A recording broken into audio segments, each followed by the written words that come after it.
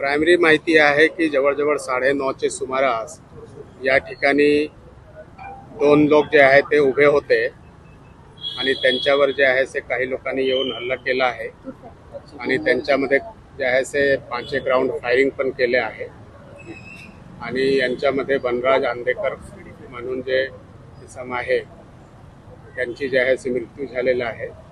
त्यांना जे आहे केएम हॉस्पिटलला आणले गेले होते, परंतु त्या ठिकाणी ते ब्राउड डेड असं आणले गेले आहे आणि आता त्यांची जे बॉडी आहे ते ससून हॉस्पिटलला पोस्टमॉर्टमसाठी पाठवण्यात आलेलं आहे आणि यांच्यामध्ये आता पुढील तपास आपले क्राईम ब्रांच आणि पोलीस स्टेशन आणि झोनची टीम करत आहे।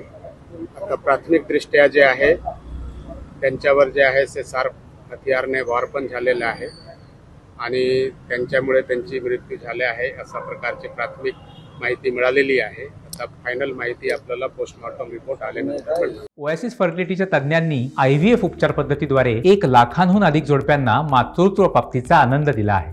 मोफत अपॉइंटमेंट बुक करण्यासाठी आजच संपर्क साधा। सर नेमकं काय झालं होतं? पण किती वाजता हा प्रकार घडला? वाईट पडले होते, नेमकं कशामुळे त्यांच्यावर वार झाले? 9:30चे सुमारासची एक घटना आहे।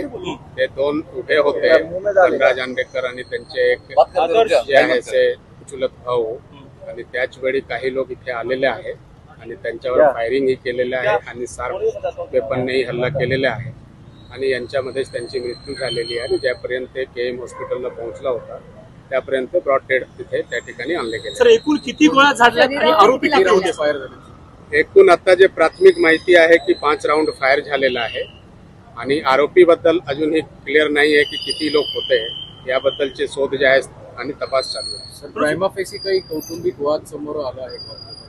नेमकी ही घटना कशावरून घडली? एक वेळ आपल्याला आरोपी मिळाल्यानंतर त्यांनी काय मुळे केलेलं आहे ते क्लिअर होतील। ज्यापर्यंत आपल्याला आरोपी क्लिअर होत नाही त्यापर्यंत त्यांच्यावर टिप्पणी करणे योग्य होणार नाही। आता आमचे जे पूर्ण फोकस आहे की जे आहे आरोपी कोण होता त्यांचे शोध घेण्यावर आपला पूर्ण फोकस आहे आणि आमचे टीम्स जे आहे यांच्यामध्ये लागलेले आहे आणि लवकरात लवकर जे आहे ते आम्ही हे जे आरोपी शोधण्याचा आणि त्यांना पकडण्याचा प्रयास करणार। एकूण किती आरोपी होते आणि त्यांनी नेमकं हे लाईट वगैरे बंद करून असं काही केलं असं समजतंय? नाही, अशी माहिती नाही आहे। आपल्याला एक वेळ क्लिअर अजून झालं नाही की किती आरोपी होते, नेमके कोण होते।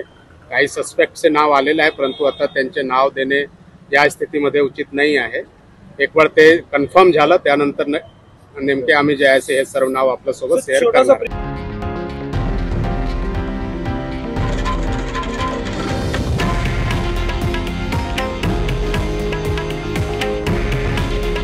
हे आहे देशातील नंबर 1 न्यूज नेटवर्क आणि आपण पाहत आहात TV9 मराठी।